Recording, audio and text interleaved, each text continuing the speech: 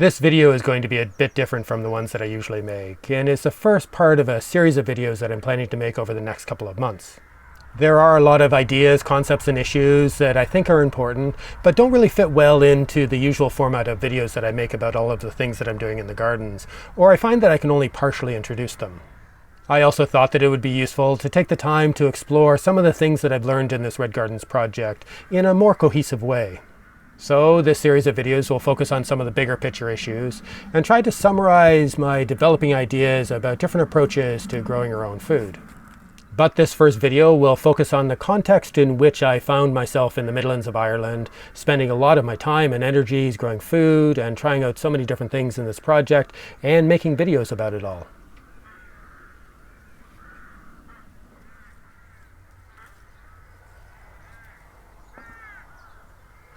This is going to be a bit autobiographical, as I believe it may be useful for others to understand where I've come from, to perhaps make more sense of why I approach things the way that I do.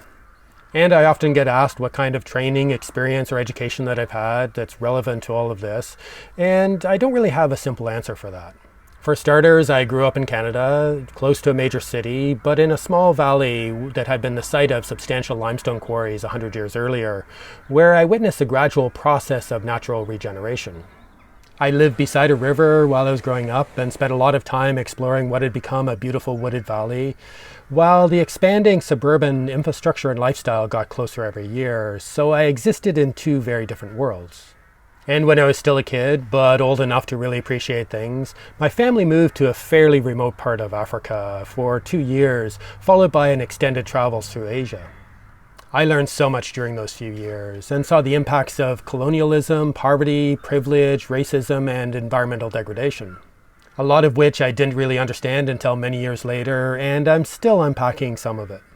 But I also experienced joy and laughter and the extraordinary wonder of interacting with people so very different from me, and a sense of sufficiency and ingenuity and the possible abundance of life, as well as getting a glimpse of the diversity of different climates, contexts, and ecosystems that exist in the world, in which people and communities can thrive in ways that I wouldn't have thought possible.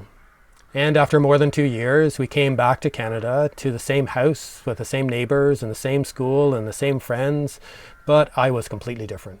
This was the most significant and important part of my life, with the greatest impact, but nobody else seemed interested. And I felt like an outsider in my own community, that I no longer belonged, and that feeling continued right through my teenage years. As a young adult, I traveled in Europe, and a few years after finishing a degree in architecture at the University of Toronto, I found myself living as an immigrant in Ireland, and I've lived here ever since. One of the benefits of being an immigrant is that I have a foreigner's perspective, while also having the privileges that allow me to integrate quite well in this society, and that's something that I lean into quite a bit. I like the ability to live in different worlds, to see things in different ways, and to not be so afraid of being an outsider, and I think a lot of that has really influenced my work in the Red Gardens project. But how did I go from studying architecture to making videos about growing food? I did have some exposure to growing vegetables as a kid and worked as a landscaper as a teenager. And growing up surrounded by woodlands, I had a connection to the land and was starting to understand the nature of ecosystems. But when living in the city, where I studied architecture and urbanism, I started to become very interested in the possibilities of urban agriculture and developing more sustainable food systems to help make cities better places to live and to reduce their environmental impact.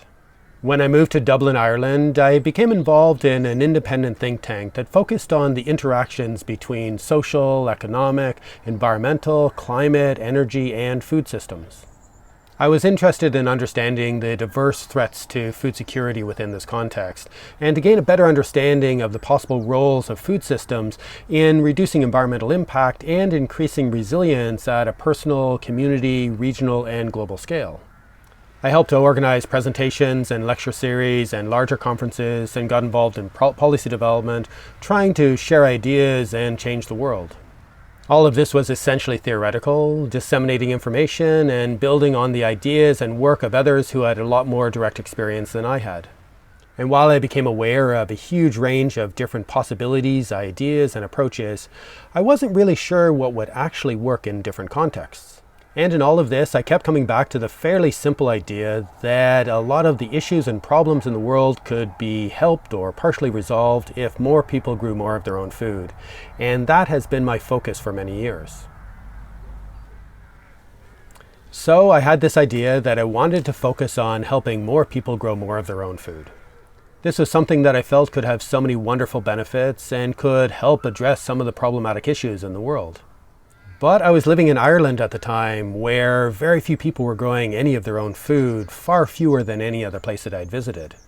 The interest in growing your own food was starting to develop again, and I was trying to figure out how I could help. I had been working on some policy development options and had helped to set up an advocacy group for trying to get more allotment spaces and community gardens established in the city. But starting to actually grow some of our own food was also an obvious step, so I started a small vegetable patch in our small urban back garden. By the time we were able to eat our first full meal from what was just freshly harvested from our own garden, I was hooked. And I managed to get one of the few remaining allotment spaces that were available in the city, and on this quite large space, I thought I would be able to grow a lot more food. But I wasn't able to produce a lot of vegetables, at least compared to the amount of space that I was trying to grow in and the amount of time and effort that I put in. It was then that I realized how much of a barrier my lack of skills, knowledge, and experience really was. I figured this was probably a fairly common or even universal experience, and something that we would need to address if we were going to be able to get many more people growing a lot more of their own food. At the time, there was not a lot of options in Ireland for getting help and gaining these skills and knowledge.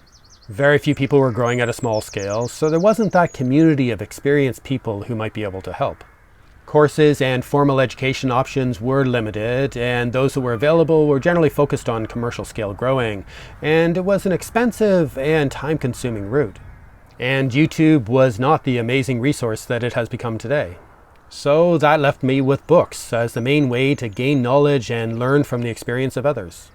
So I bought and read a lot of different books, and I gained a lot of information and enjoyed reading about the opinions of others with a lot more experience.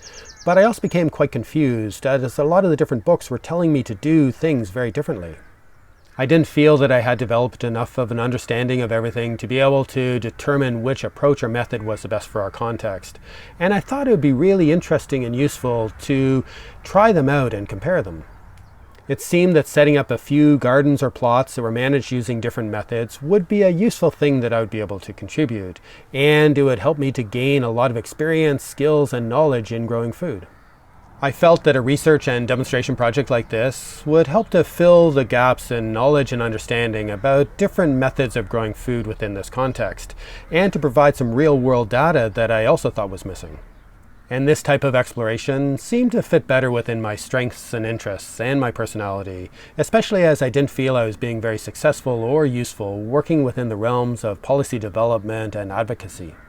This was the origin of what eventually became this Red Gardens project. It is not so easy to find space or land for a growing project like that, especially one that could be publicly accessible, at a time when most people and institutions were not interested really in the idea of individuals growing their own food. And as a family, we were also trying to secure our own housing, where we hope to live in an interesting and an inclusive community and find a way around the unaffordable housing situation that existed in Ireland at the time. We ended up joining an eco-village project with plans to develop a sizable housing project as an intentional community within a small town in the middle of Ireland.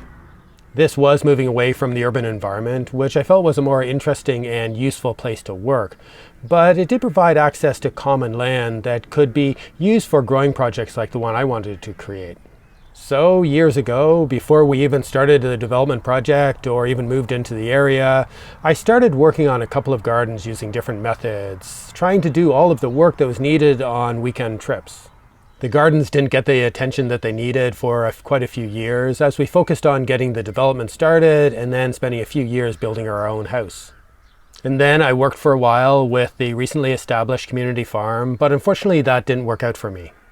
So I shifted my focus back to the gardens to try to figure out how I could develop this little project that I had started into something that was more sustainable and financially viable, and to hopefully make a difference, at least within our local community and in the surrounding region.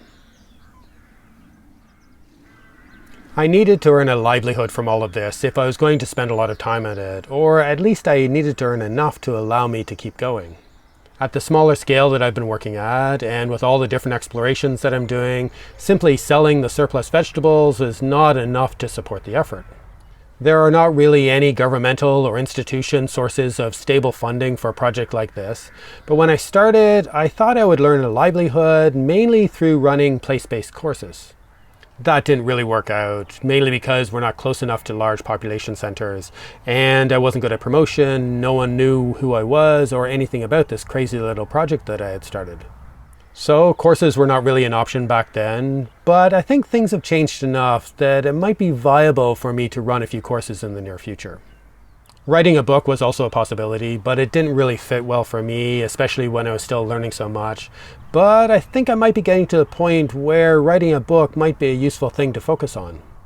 Thankfully, YouTube became an option as a useful and easy platform with the possibility of ad revenue in combination with crowdfunding sources from a place like Patreon. The visual nature of the video format is obviously really useful when talking about growing vegetables and the practical issues that arise in a garden. And I felt that the scripted video essay was a useful format for presenting a lot of the things that I was discovering and exploring. I've now done about 200 videos since I started the channel, and although they take a lot of work, in addition to all the efforts and explorations in the gardens, I think they're a very useful tool for dissemination of information and experience. I like that each video can be a manageable amount of work that is focused on one issue or discovery or trial, and then it can be completed and uploaded and instantly made available to anyone around the world to watch for free. So now I'm a YouTuber with an interest in growing project that gets larger and more diverse every year, with people around the world watching the videos that I make, which is really cool. And it seems, for some people, that all of this is helping them grow more of their own food, which makes it all worth the effort. This global audience is perhaps what has surprised me the most, with people around the world in very different climates and contexts who seem to get value out of watching videos about me growing vegetables in temperate and rainy Ireland. And the questions and information and comments that people leave are a continual source of information and learning for myself and others. The combined revenue from YouTube ads and from Patreon and from selling surplus vegetables generally brings in just enough income to allow me to continue to work on this project full time. But it is the regular contributions from that smaller number of people who financially support this project through Patreon and PayPal that have really kept this project going for such a long time. If you would like to join them in supporting this channel and my continued work in the gardens, please check out the links in the video description, but only if you feel you have the surplus resources. But thank you for watching, and I hope you enjoyed this video about the origin or the beginnings of this Red Gardens project, which is the first video in a series of videos that I'm planning to make in the next few months, about a lot of the larger issues and the things that I've learned in this Red Gardens project.